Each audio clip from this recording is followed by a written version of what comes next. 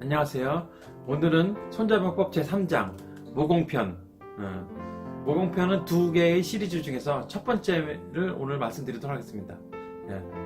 모공편에서 모공이란 모자는 꾀 내진 책략, 전략 전술 이런 것을 의미한다고 보겠습니다. 결국 꾀로서 공격하는 방법이다 라는 것이 되겠습니다.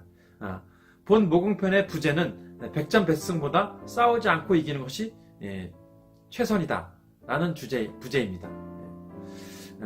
첫 번째, 최선책은 적의 멸망보다는 이쪽을 지배하여 둔다 입니다. 손자가 말했습니다. 모든 전쟁은 나라를 온전히 하는 것이 최상책이다 라고 했습니다. 즉 나라와 군대를 피해를 주지 않고 전쟁을 하는 것이 가장 좋은 방법이라는 것이죠. 나라와 군대에 피해를 주지 않고 전쟁한다는 것은 결국 싸우지 않고 이기는 것이 가장 좋다는 방법이겠죠. 그래서 두 번째, 백전백승보다는 싸우지 않고 굴복시키는 것이 최상이다 라는 것이 되겠습니다. 전쟁은 한 번을 싸우든 두 번을 싸우든 상당한 인명과 재산을 희생물로 싸웁니다. 그 다음에 싸움을 이기더라도 싸움에서 패배한 쪽은 호시탐탐 보복의 칼을 갈기 마련이죠. 그래서 지혜로운 통치자는 영안에선 치열한 전쟁에 말려들지 않는다고 합니다. 싸우지 않고 적을 굴복시킬 수 있는 지혜가 필요하다고 합니다. 18세기 프랑스의 작가이자 비평가 제이 주베르가 말했습니다. 전쟁에 의해서 가져오게 된 것은 또 전쟁에 의해서 가져가게 될 것이다. 결국 많은 비용을 치르고 많은 희생을 치르고 하는 전쟁은 최대한 피해야 한다는 것이 필요하다는 것이겠죠.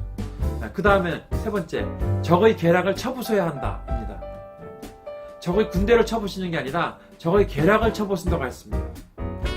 전쟁을 하지 않고 이기려면 상대의 전략을 탐지하는 것이 첫 번째이고 이것이 소극적인 방법 같은 가장 적극적인 방법이라고 합니다. 적의 계략을 먼저 탐지하는 것, 어떤 첩보전이라고 하겠죠.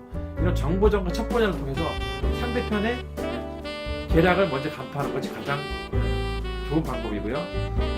그 다음에 적의 계략 간파했으면 그 계략을 쳐부수는 방법입니다. 근데 그 계략을 쳐부수는 방법은 순서가 있습니다. 첫 번째는 외교로서 적의 계략을 쳐부수는 거고요. 두 번째는 적의 군사를 치는 것이고, 제일 마지막으로는 공성이라고 합니다. 공성이 뭐냐면 안시성 싸움에서 보셨죠? 당나라 군대가 낭만충 장군의 안시성을 치기 위해서 성벽을 기어오르고 투석기를 던지고 화살을 맞아가면서 막 전진하고 이런 것을 성을 공격한다고 해서 공성이라고 하죠.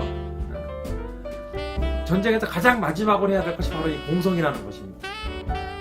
그 다음에 공성이 되고 나서는 병행해야 될 것이 그 적국에 대한 원조하는 힘의 근원을 끌어버린다는 것이죠. 그래서 상대가 외교적으로 고립되고 경제적 물질적으로 원조가 없어지도록 하고 심리적인 불안감과 고립감을 느끼도록 만드는 것이 또 중요하다고 합니다.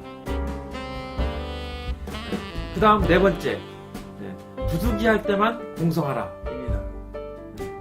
성이란 수비 태세가 완벽하게 마련입니다. 우리가 영화 안시성에서도 봤죠.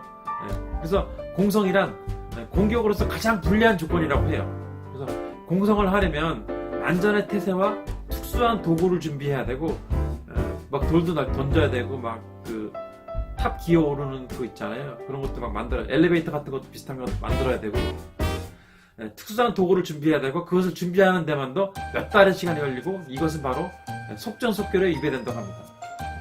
속전속결에 입에다는 것만으로도 이미 전쟁의 기본 원칙을 벗어난 것이죠. 그리고 공성을 한다는 것은 아군의 희생을 전제로 하지 않으면 일으킬 수 없는 전쟁이며 엄청난 희생이 따르는 전쟁은 이미 패한 전쟁이랑 다름없다고 봅니다. 결론을 내겠습니다. 모는 꾀, 책략, 전략을 의미하고 모공은 꾀와 책략으로 적을 공격해야 한다는 뜻입니다. 분노는 전쟁의 아들이라고 1세기 로마 지성인 세네카가 말했습니다. 장수가 분노를 참지 못하고 개미떼처럼 성벽에 달라붙어 공격하면 3분의 1의 군사들을 희생시키고도 성을 탈취 못하는 경우가 있습니다. 이것이야말로 바로 공격의 재앙이다 라고 합니다. 그래서 최선의 전쟁 기술은 희생 없이 싸우지 않고 이기는 것이 최선이라고 합니다. 감사합니다.